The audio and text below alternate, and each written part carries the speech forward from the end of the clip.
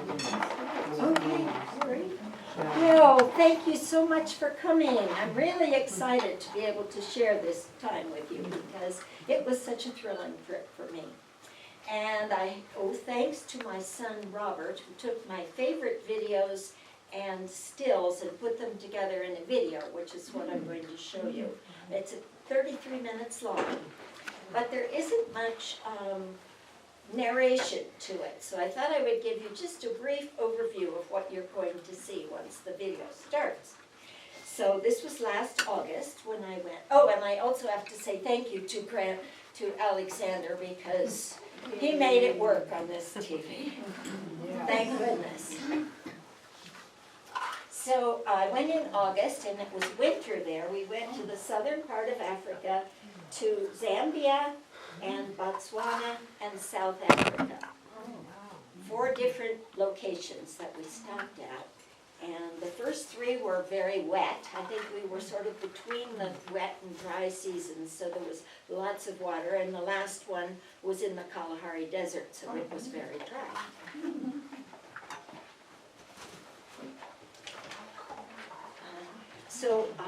First, well, I guess I'll hold this up again a little more. The first place we went to was in Zambia. It was called the Tokalea Camp, and it is on the Zambezi River, which is the river which makes Victoria Falls. And we landed in the town of Livingston, so there are some scenes from the town life in Livingston.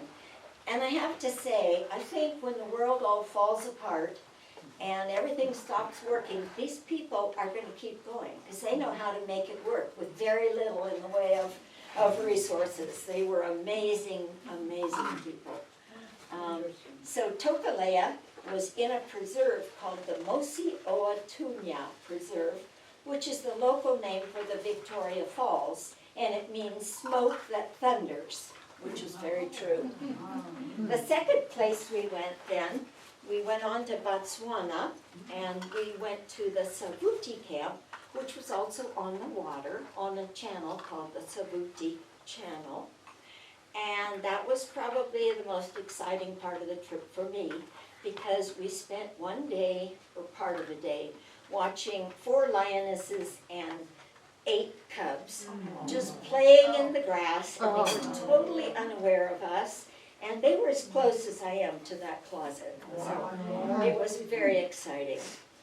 Very exciting because one of the Land Rovers got stuck in the swamp there. So we had to spend an extra hour there. Oh, too bad. We had to watch those cubs longer. Eventually, they brought another Land Rover, and those people crawled slowly from the one to the other, because as long as you don't stand up or don't get out of the Land Rover, the animals don't know you're there and there's no danger at all. But they could not get out, and so they were rescued. We didn't leave them there.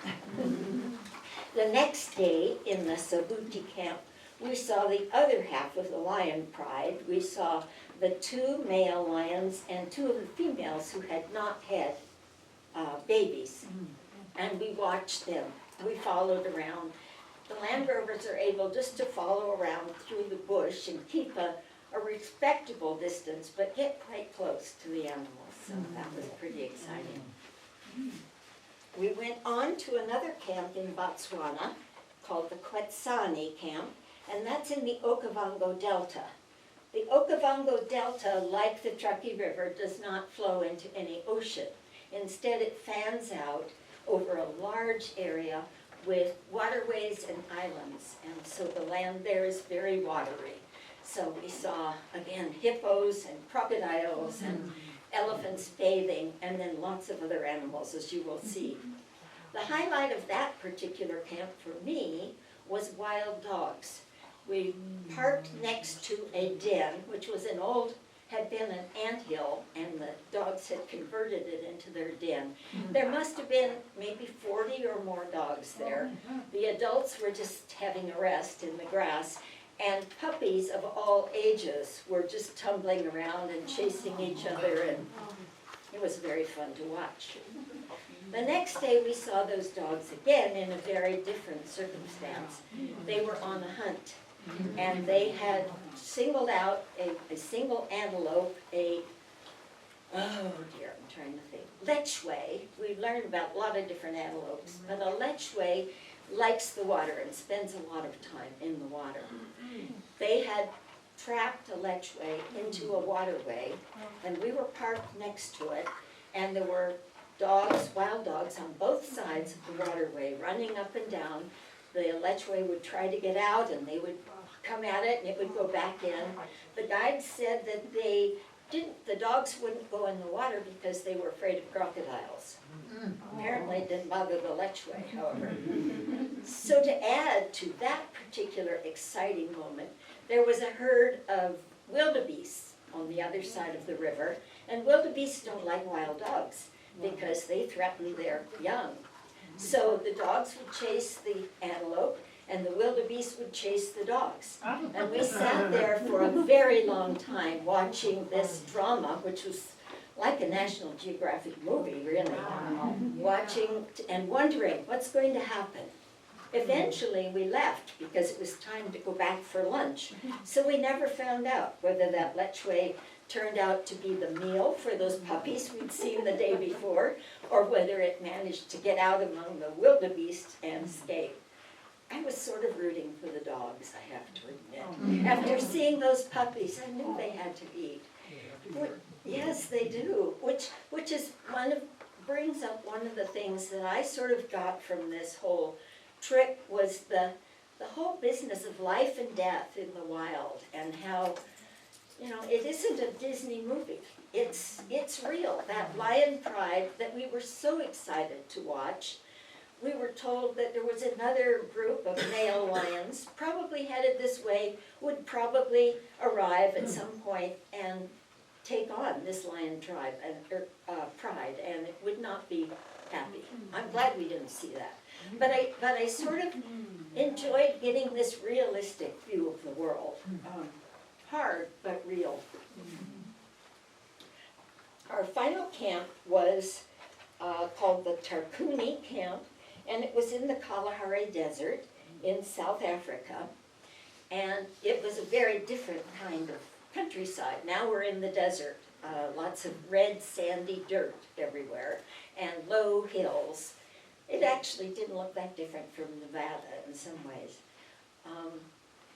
That camp is a very large private reserve that was run by white Africans. The other camps had been run by black Africans, so it had a very different feel to it, though they were all very welcoming and lovely to us. In that camp, probably my favorite part there was the cheetahs, because I'm kind of a cat person, and we got to see a mother cheetah and two cubs and followed them around for a while. And meerkats. We just saw many kinds of animals everywhere we went, but there were some that stood out for me as being the very best. And I don't think I mentioned the rhinos. We did see the rhinos in the first camp in Zambia. They only have 11 white rhinos left in Zambia because of poaching. And so these rhinos are accompanied everywhere they go by 2 guards with large guns to protect them from the poachers. We were able to walk quite close to them, which surprised me. And I asked the guide, if one of those started to charge us, would your gun stop it? And he said to me, oh, the noise would stop it. Later I got to thinking, they weren't there to protect me from the rhinos. They were there to protect the rhinos from me because they're very valuable to them. So I think they probably would have sacrificed a tourist or two. Luckily it didn't come to that. There's one sort of private moment in this video that I need to explain to you. My sister Kay, who is older than I, had traveled to Africa a number of times, and she always said to me, Becky, you have to go to Africa. You love animals so much. Well, I finally did get to go. Unfortunately, my sister died several years ago, but I took some of her ashes and left a little at each camp. So you're going to see a little bit of what I said to her. So afterwards, we can answer some questions. But I'll go ahead and start this video.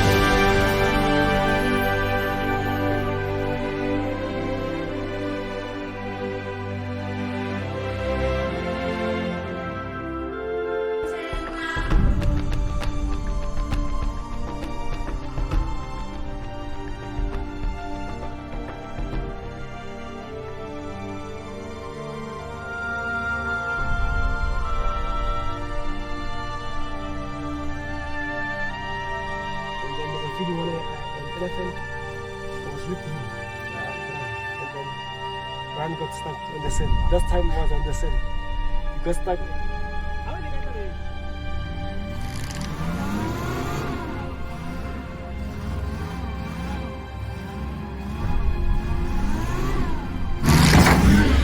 They're fine. Huh? They're just curious. Don't worry. They're fine.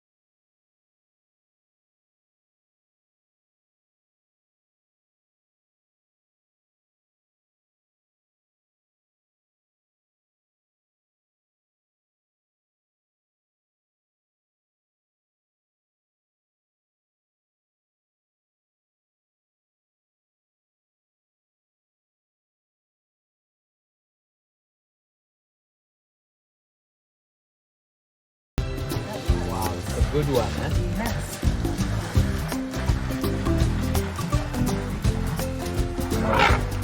Own voice.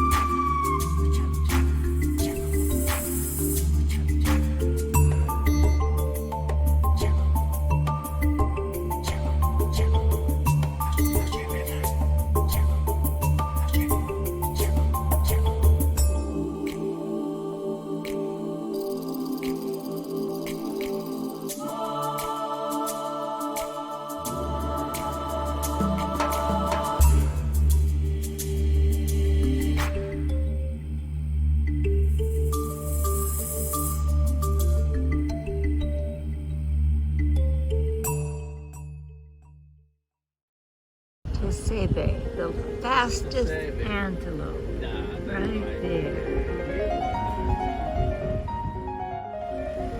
Well, they're very distinctive. The lead tree? The lead tree, it's an antelope. Lechwe. Those are ancient bachelor herd or boys club.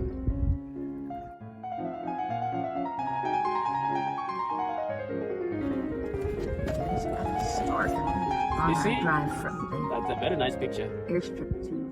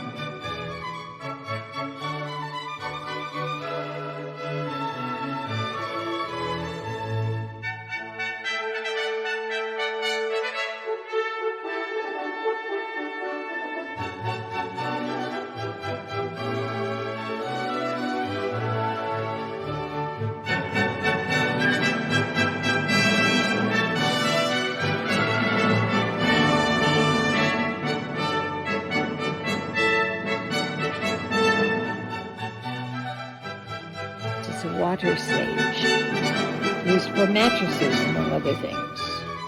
This is the water lily that blooms in the day.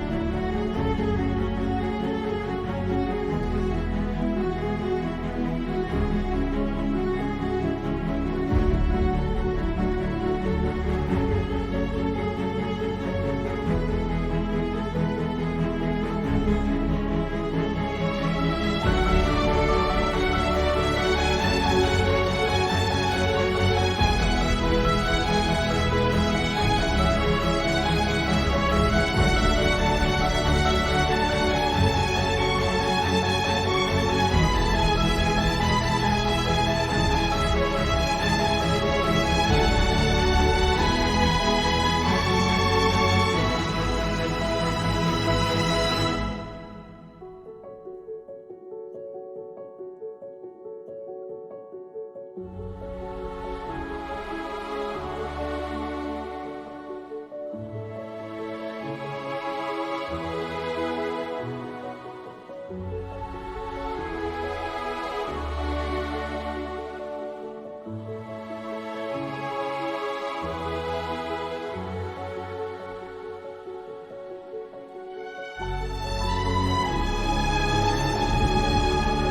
kind of a bird? Secretary. Oh, secretary.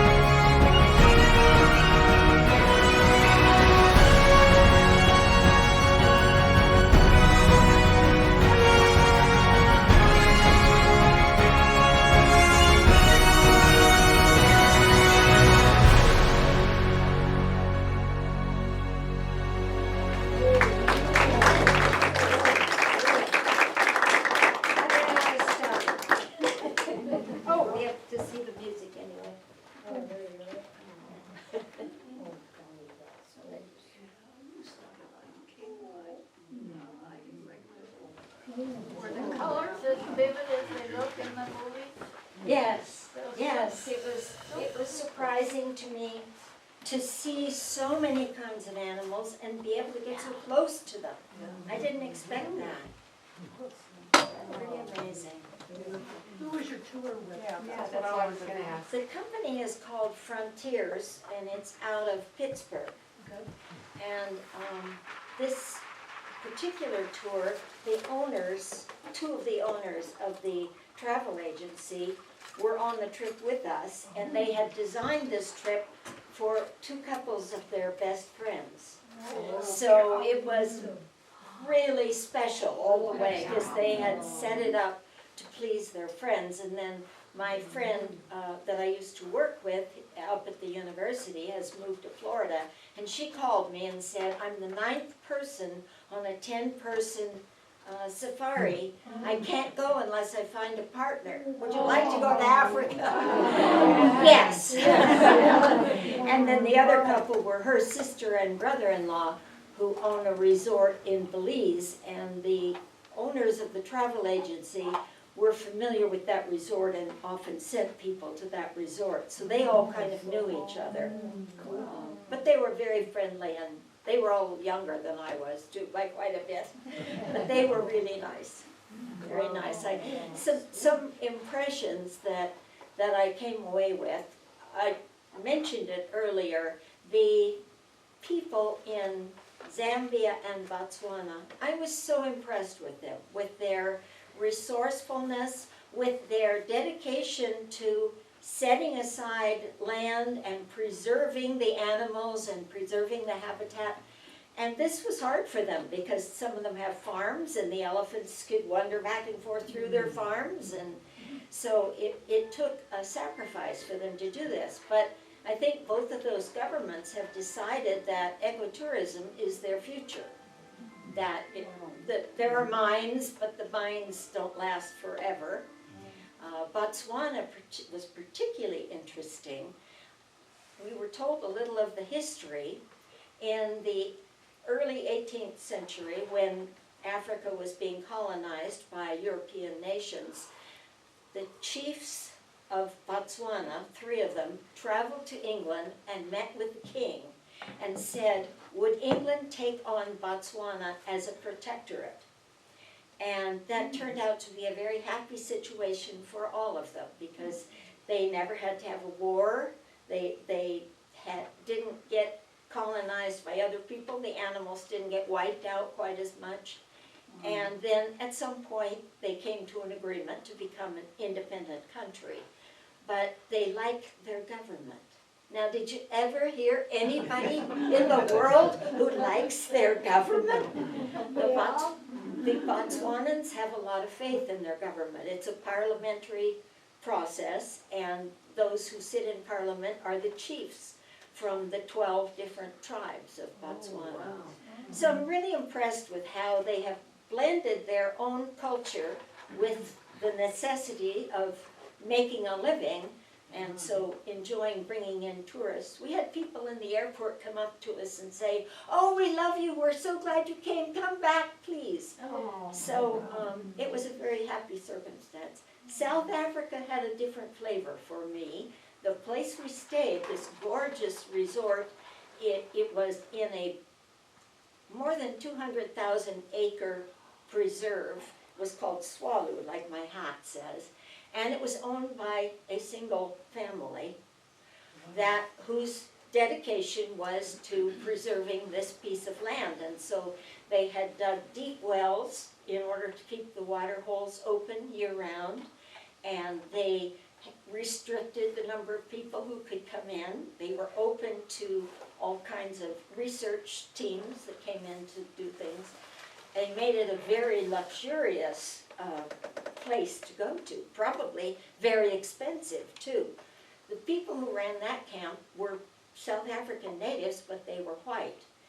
And I got the young woman who was our hostess alone at one point and said, what do you really think about what's going on in South Africa? And she said, oh, we're not supposed to talk about that. And I said, well, we're here alone. There's nobody else around. She said, well, there have been mistakes on both sides, but it isn't working the way it is now. We run out of water, we run out of electricity. It just isn't working the way it is now. And if my husband and I eventually buy a house and settle down, it will be in Zambia. Even though I love South Africa, I will not stay here. So it had a little different flavor in South Africa, though our experience there was really, really beautiful and fun. Any questions about anything you saw?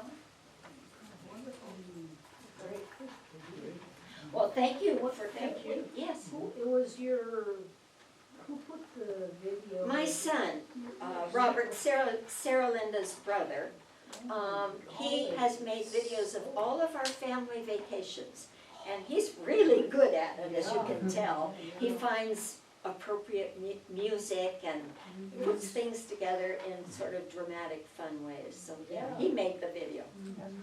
Right up there with National Geographic. It's like that, isn't it? Yeah. Becky, how long were you there and do you want to go back? Well, I was there 2 weeks, and I'm really sad to tell you, the trip cost $30,000.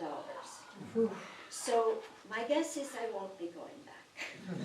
I would love to, and I'm sure there are cheaper ways to do it, but I also was, at 82, I was working to keep up with everybody and climb up into those Land Rovers every morning, and at night when everybody else was sitting around the fire and having drinks and enjoying things, I went to bed. So I don't know that I'd ever have a chance.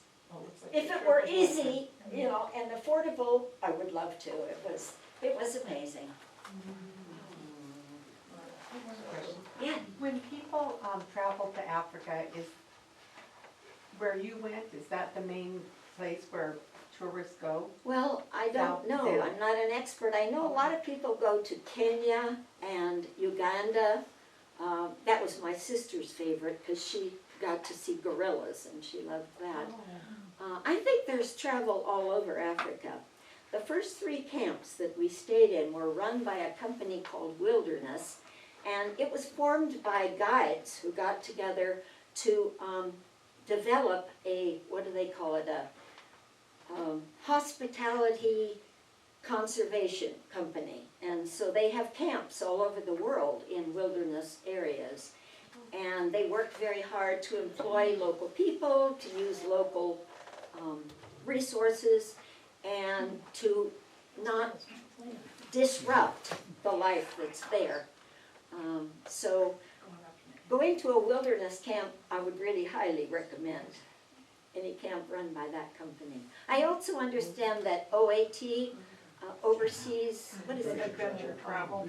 Has wonderful trips to Africa too, which are probably cheaper than the one I went on.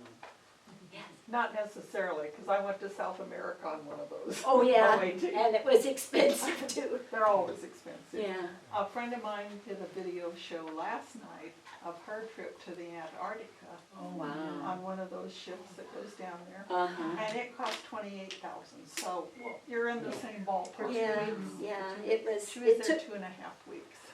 I had to consult both of my children to say, can I really spend this much money? Because when I run out, they have to take care of me. What kind of shots did you have to go to Africa? The only thing that I did beyond just normal shots was malaria, Oh, okay. and that wasn't shots, that That's was pills that I started like 5 days before I went Yep. and continued 10 While you days were after there. I got Yep. home. And they did warn us about malaria, but I never saw a mosquito the whole time I was there. Now maybe we were there at the right time of year, but that was the only extra thing I had to do. Was that winter there? This was winter there, yes, so Right. it was August here. That's why you had coats on at one point. Yes, in the early morning and late at night, it was really, really cold. In South Africa was probably the coldest. When we'd go out in the Land Rovers, early in the morning, they had huge, big blankets, fleece blankets. We were already dressed. We knew it was going to be cold, so we already had coats and gloves and hats. But they gave us even additional blankets to keep us warm. So it was cold. In the daytime, though, it was really nice. And you need visas to go there? No, I don't think You we didn't need a needed any visa? visas. Okay. Obviously a passport, and there weren't any COVID requirements there either. I don't remember getting visas. I'm pretty sure I didn't. But I really loved Zambia and Botswana. They are just kind of model places in my mind. They know how to do things right. What kind of camera did you use? My iPhone. No kidding. For all of your iPhone? That's impressive. Very nice.